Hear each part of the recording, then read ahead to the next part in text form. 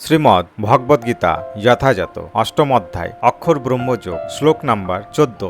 অনন্যচেতা সততম ইয়মাম স্মরতি নিত্যস্যাহ তস্যহং সুলভঃ পার্থ নিত্যযুক্তস্য যোগিনঃ।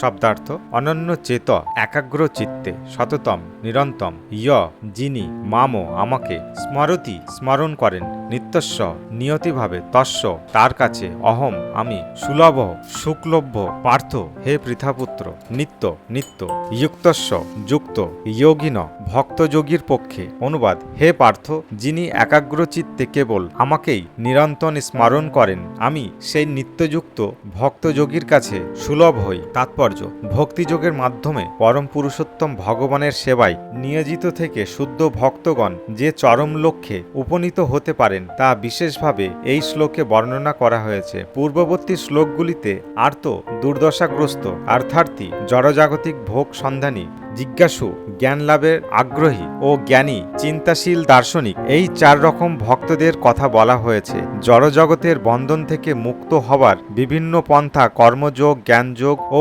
হঠযোগের বর্ণনা করা হয়েছে। এই সমস্ত যোগ পদ্ধতিতে কিছুটা ভক্তিভাব মিশ্রিত থাকে, কিন্তু এই শ্লোকটিতে জ্ঞান, কর্ম কিংবা হঠযোগের কোনো রকম সংমিশ্রণ ছাড়াই বিশেষ করে বিশুদ্ধ ভক্তিযোগের কথা বর্ণনা করা হয়েছে। অনন্য চেত শব্দটির মাধ্যমে বোঝানো হয়েছে যে শুদ্ধ ভক্তিযোগে ভগবান শ্রীকৃষ্ণকে ছাড়া অন্য কিছু চান না।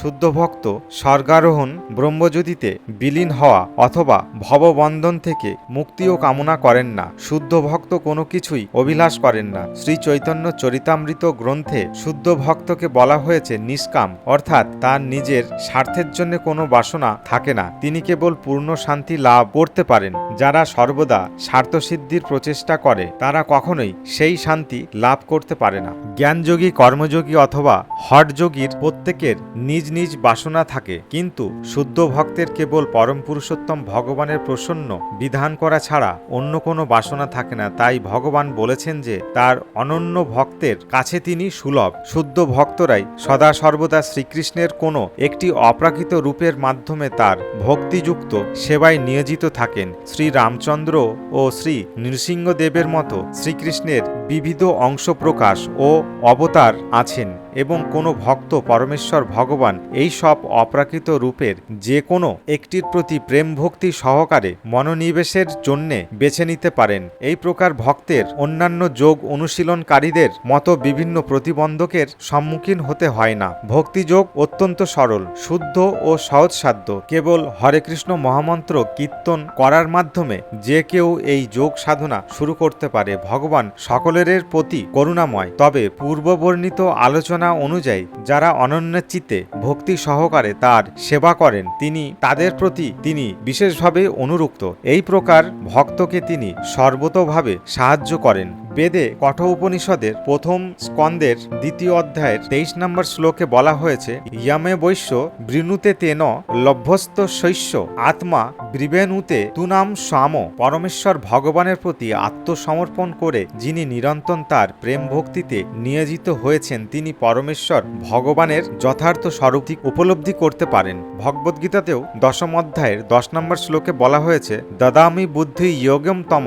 এই ধরনের ভক্তকে ভগবান পর্যাপ্ত বুদ্ধি দান করেন যাতে তিনি তাকে সম্পূর্ণভাবে অবগত হয়ে তার চিন্ময় ধামে প্রবেশ করতে পারেন। শুদ্ধ ভক্তের একটি বিশেষ গুণ হচ্ছে যে তিনি স্থানকাল বিবেচনা না করে অবিচলিতভাবে সর্বদাই শ্রীকৃষ্ণের চিন্তা করেন। তার কাছে কোনো বাধাবিঘ্ন আসতে পারে না। তিনি যে কোনো অবস্থায় যে কোনো সময়ে ভগবত সেবা করতে পারেন। কেউ কেউ বলেন যে শ্রী বৃন্দাবনের মতো ধামে অথবা ভগবানের লীলাভূমিতেও কেবল ভক্তদের বাস করা উচিত, কিন্তু শুদ্ধ ভক্ত যে কোনো জায়গায় থাকতে পারেন এবং তিনি সেই স্থানটি তার শুদ্ধ ভগবত ভক্তির প্রভাবেতেই শ্রী বৃন্দাবনের মতো পবিত্র পরিবেশের সৃষ্টি করতে পারেন। শ্রী চৈতন্য মহাপ্রভুকে শ্রী অদ্বৈত আচার্য বলেছিলেন, হে প্রভু, তুমি যেখানেই থাকো না কেন সেই স্থানেই শ্রী বৃন্দাবন। সততম ও নিত্যস্ব কথা দুটির দ্বারা বোঝানো হচ্ছে যে সদা সর্বদা ও নিয়মিতভাবে অথবা প্রতিদিন শুদ্ধ ভক্ত সর্বক্ষণ ভগবান শ্রীকৃষ্ণকে স্মরণ করেন এবং তার শ্রী চরণারবিন্দে আনন্দে ধ্যান করেন,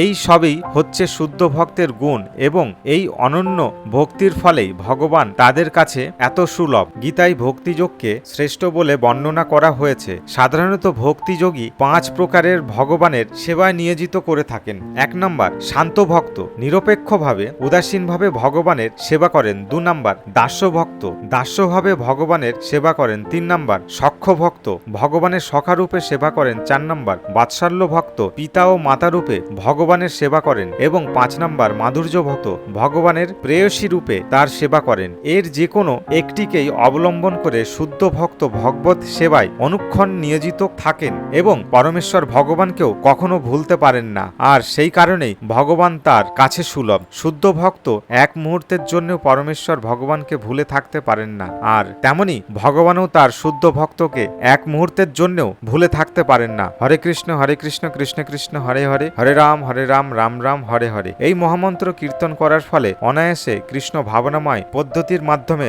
ভগবান শ্রীকৃষ্ণের অশেষ কৃপা লাভ করা যায়।